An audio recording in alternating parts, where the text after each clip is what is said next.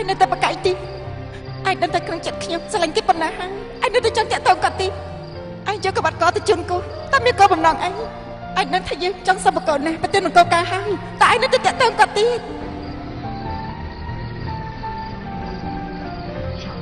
chiều mìnhนึกสมานថាឯងដូចម្ដាយឯងអញ្ចឹងតែដណ្ដើមសង្សាររបស់គេអ្នកម៉ៃតែកូនបានធ្វើខុសមែនទេ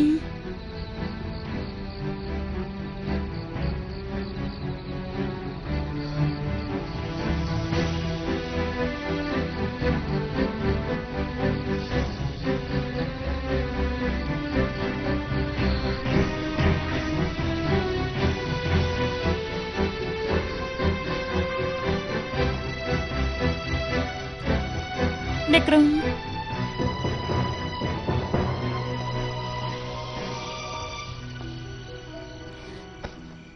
អ្នកគ្រូអព្យាស្រ័យខ្ញុំផងខ្ញុំមិនគួរនិយាយពាក្យបែបដាំងចំពោះអ្នកគ្រូទេសូមអ្នកគ្រូអព្យាស្រ័យខ្ញុំផងខ្ញុំដឹងថាឯងនិយាយមិនខុសទេរឿងស្នេហាសំខាន់គឺមនុស្សពីរនាក់ស្រឡាញ់គ្នាស្រឡាញ់គេតែម្ខាងគឺមានតែឈឺចិត្តទេពេលវេលាស្នេហាមានសរស័ព្ទសូនសង្សារប្រែចាស់មិនអាចថាដណ្ដើមស្នេហាគេទេអ្នកគ្រូនៅតែខឹងខ្ញុំទៀតមែនទេឯ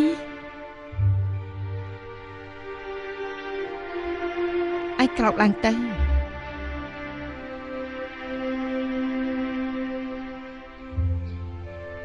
អ្នកគ្រូមើលឯងតាំងពីតូចដល់ធំចាត់ទុកឯងជាកូនស្រីបង្កើតដូច្នេះខ្ញុំមិនចង់ឃើញឯងដាស់ផ្លូវចាស់របស់ខ្ញុំនៅឪពុកម្ដាយឯងទេឪពុកម្ដាយឯងឆ្លងកាត់ទុកពិបាកជាច្រើនទើបខ្លាយទៅជាប្តីប្រពន្ធប៉ុន្តែពីក្រោយសុភមង្គលម្ដាយឯងទៅចិត្តធွာស្ដីបន្ទោសរហូតដល់មុនពេលស្លាប់នៅតែសង្ឃឹមថាទទួលបានការអត់ទោសពីខ្ញុំទេឪពុកឯងវិញដោយសារតែក្បត់ចិត្តខ្ញុំទីបំផុតគាត់កាត់ទុករហូតដល់ស្លាប់ចំណែកខ្ញុំវិញតែគំនុំនេះនៅតាមខ្លួនអស់មួយជីវិតដែរឥឡូវពួកគេទាំងពីរសុទ្ធតែស្លាប់អស់ហើយ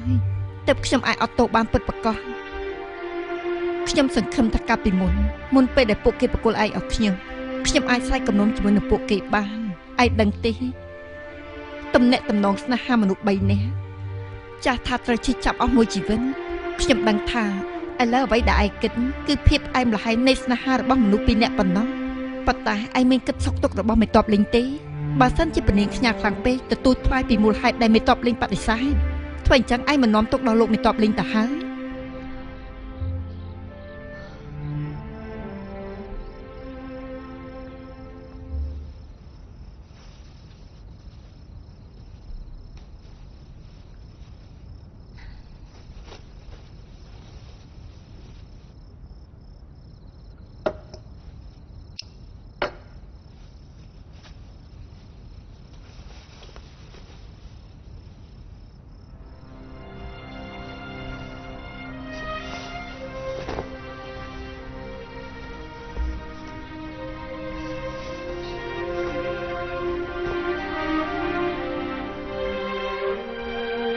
ចេះម៉េចនេះឯងធ្វើអីហ្នឹងមិនចឹងរូបលើនេះគឺរូបអីហ្នឹងគឺហងហើយនឹងអ្នកដឹងទេគឺទុកសម្រាប់ឲ្យស្នំឯងបំរើប្រកូនណាទេឯងធ្វើចឹងមិននឹងត្រូវនោះប្រយ័ត្នមានទោសប្រហារជីវិតណាឆាប់ដោះចេញទៅឈប់សិនខ្ញុំដឹងហើយឯងមើលខ្ញុំពាក់អាវដៃធំនេះហើយបើមានមកកត់ទៀតនោះដូចស្នំឯងទេឯងកំពុងតែសម្បាំងស្មៃហើយឆាប់ដោះចេញទៅធ្វើអីហ្នឹងនេះមិននឹងអាចចាត់ទុកថាសម័យទៅស្នំឯខាននោះមន្ត្រីក៏អាចខ្លាចទៅជាមយូរាដែរមិនក៏ហ៊ូសៀមិនខ្ញុំមិនអាចប្រយ័ត្នចិញ្ចៀនមានតិចហ្នឹងខ្លាចអីខ្ញុំមិនជឿថាមួយជីវិតនេះខ្ញុំអាចតាមតែដេកកៅឲ្យគេទេអាចមានធ្វើដែរមានបច្ចេកទេសដេកកៅឲ្យគេនោះគឺជាបុណ្យកុសលរបស់ពួកយើងហើយកុំគិតច្រើនពេកងាប់កាឡាមនុស្សមិនដើម្បីខ្លួនទេវតាប្រាមោម្យ៉ាងទៀតមនុស្សយើងរស់នៅមួយជីវិតមិនមែនងាយស្រួលទេណាមិនចាប់អន្តរសម្បត្តិស្រុកស្ដំមិននឹងកានៅលើលោកនេះមិនមែនមានតែទ្រព្យសម្បត្តិស្រុកស្ដំតែមានសុភមង្គលនោះទេនៅមានអ្វីៗផ្សេងទៀតច្រើនណាស់ដូចជាស្នេហាឯងគិតទៅមើលថ្ងៃក្រោយយើងដែលមានមនុស្សដែលយើងស្រឡាញ់ នោះគេមានសុភមង្គលណាស់តាហើយទ្រព្យសម្បត្តិមិនអាចប្រៀបផ្ទឹមបានទេ ប្រុសមិនអាចទុកចិត្តទាំងស្រុងទេដូចជាពុកខ្ញុំគាត់បានធ្វើអ្វីចំពោះខ្ញុំនិងម្ដាយខ្ញុំខ្លះមួយជីវិតនេះខ្ញុំមិនភ្លេចទេ សេមីមិនមែនប្រុសនៅលើលោកនេះដូចជាពុកឯងទាំងអស់នោះទេ និយាយរួមខ្ញុំមិនរៀបការជាមួយរីសាមញ្ញទេ ពួកយើងជាប្រជារាស្ត្រធម្មតាប៉ុណ្ណឹង អាយ៉ាមិនដូចគ្នាទេពួកយើងគឺជាស្រីការសំខាន់ជាងគេមិនមែនសមត្ថភាពទេគឺសម្រស់បើសិនជាយើងប្រសពប្រើប្រាស់នឹងខ្លាចទៅជាមនុស្សលើមនុស្សហើយ យើងមិនដឹងថាឯងកំពុងតែគិតពីអីទេ ខ្ញុំកំពុងតែគិតពីឯងណាហួងជាអីបើឯងកំណត់ថាលោកមេតបលីមជាស្វាមីរបស់ឯងទៅហើយមិនក៏ឯងមិនទៅដណ្ដើមយកមកវិញយើងឆ្លាញ់គ្នាដូចបងប្អូនបើឥឡូវឯងមានរឿងជាមួយនឹងពនាងហើយខ្ញុំប្រកាសជាឈរនៅខាងឯងហើយត្រូវតែរកមធ្យោបាយធ្វើយ៉ាងណាដណ្ដើមយកលោកមេតបលីមត្រឡប់មកវិញ សេមីឯងឈប់និយាយពីរឿងនេះទៀតទៅយើងមិនទៅដណ្ដើមជាមួយពនាងទេ នឹងមិនទាន់ដណ្ដើមផងឯងនិយាយពាក្យបាក់ទឹកចិត្តទៅហើយបានហើយ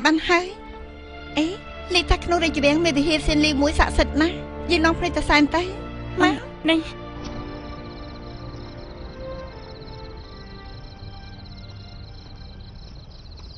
អេនេះមនុស្សអេ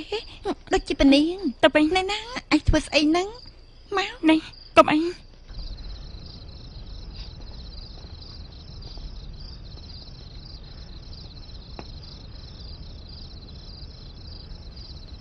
សូមព្រះជាម្ចាស់ជួយលោកមេតបលីនផ្លាស់ប្ដូរគំនិតមកស្រឡាញ់ខ្ញុំវិញនៅជាមួយគ្នារហូតដល់ចាស់ខ្ញុំសុខចិត្តបន្ថយអាយុ10ឆ្នាំទោះជា20ឆ្នាំក៏មិនស្ដាយក្រោយដែរ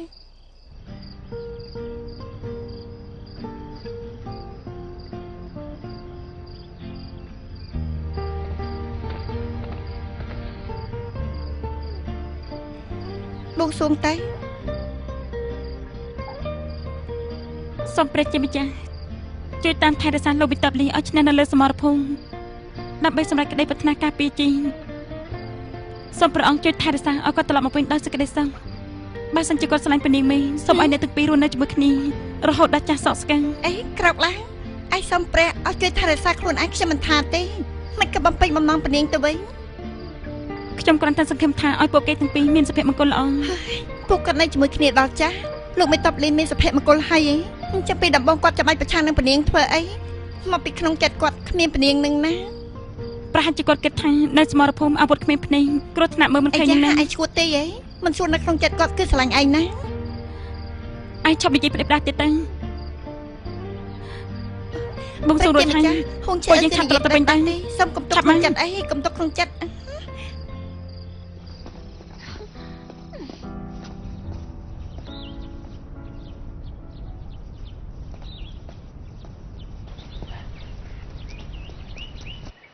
ពនាង សិតច្បាស់ហើយណាគេបច្ចុប្បន្នកាត់កន្លែងនេះមែនទេ ទូមង្គមបានសួរលោកមេតបច្បាស់ហើយកងទ័ពហ៊ូអ៊ីដែលលោកមេតបលិនដឹកនាំនោះផ្លូវដែលគេដើរល្បាតថ្ងៃនេះគឺសួនច្បាររាជដំណាក់ឈីហួរនិងដំណាក់ឈុនហួរនោះលោកមេតបលិនមកដល់ហើយ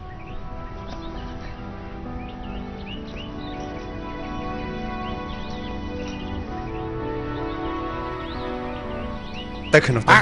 បាទ តែដំណាក់ឈីហួរ ពនី ពនី ពនាង ពនី ពនី ពនាងប្រយ័ត្នផង ពនី ពនាងអូយអូអូ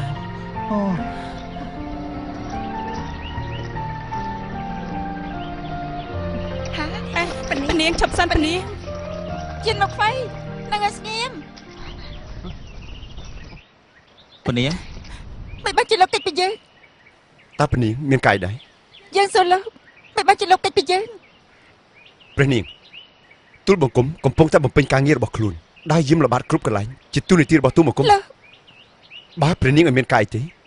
ទូលបង្គំទៅហើយ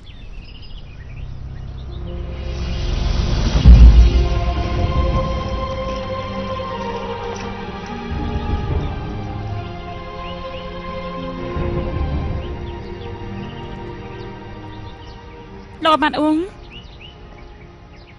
លោកអាម៉ាត់អ៊ុង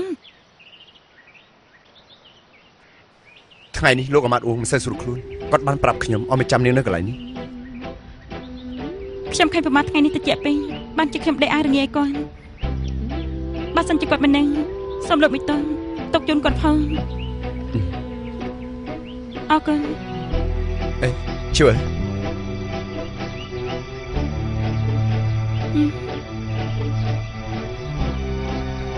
ថ្ងៃស្អែកខ្ញុំទៅមើលម្ដាយខ្ញុំបន្ទាប់មក សូមធ្វើដំណើរបានសោះ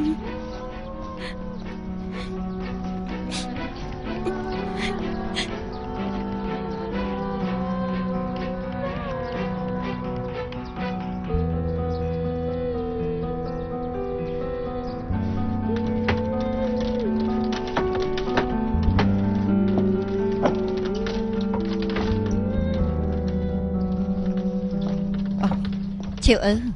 អង្គុយភ្លឹកអីហ្នឹងអំបោះដាច់ហើយឯងមិនដឹងទេ សូមតអ្នកគ្រូមកពីខ្ញុំប្រហែលពេក និយាយទៅចម្លែកដែរមួយរយៈនេះមិនបានជាអំបោះនៅលើកៃនេះចិត្តតែដាច់អញ្ចឹង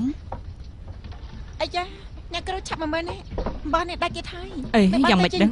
ហេតុអីកំបោះលើកនេះចេះដាច់អញ្ចឹងក្រាញ់ពេក3ថ្ងៃបើធ្វើមិនហើយទេថ្នាក់លើបន្ទោសនោះខ្ញុំមិនទទួលខុសត្រូវទេណា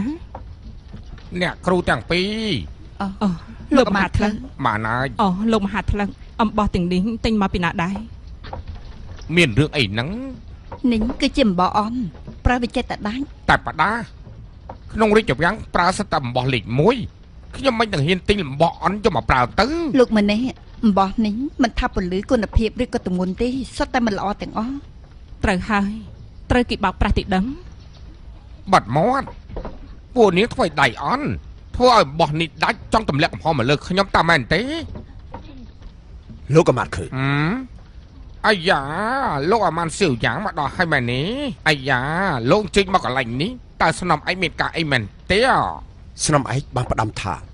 ឲ្យយកអាវដៃធំដែលប៉ាក់ហើយនោះយកទៅដំណាក់ជីហួរភ្លាម អូខ្ញុំដឹងហើយទៀនសៀងដៃអាវធំប៉ាក់មាសនោះដេកហើយឬនៅ អ្នកគ្រូអាវដៃធំនោះដេករួចហើយ នៅកន្លែងនេះ ឲ្យម្នេះ អេអ្នកគ្រូកូនអាវដៃធំនេះគឺខ្ញុំដេកដែរផ្ទាល់បើមានកន្លែងណាដែលស្នំអាចចង់សួរឬក៏ចង់សាររើកន្លែងណានោះគឺមានតែខ្ញុំទេដែលដឹងច្បាស់ មកតាមយើង ចា៎ ទៅជា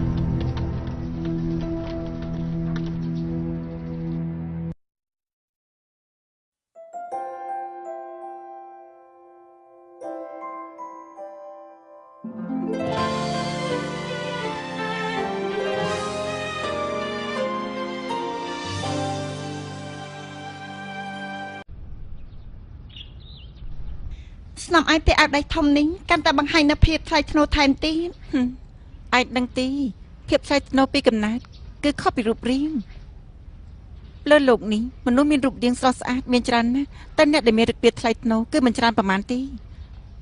ឫកពាថ្លៃថ្នូរដែលមានពីកំណើតនេះមិនមែនមនុស្សធម្មតាអាចប្រៀបបាននោះទេណា ចាំបាច់និយាយបែបនឹងដែរស្នំឯងមានរឹកពីថ្លៃថ្នូរពីកំណើត គីងគួងនៅតែជាគីងគួងកុំសម័យចង់ស៊ីសាច់កងានឲ្យសោះណាកុំអាងតែខ្លួនឯងមានសម្រស់តិចតួចមកសម័យចង់បានអ្វីដែលខ្លួនមិនគួរបាននោះឲ្យសោះ អរគុណស្នំឯងដែលបានអប់រំ ហឹម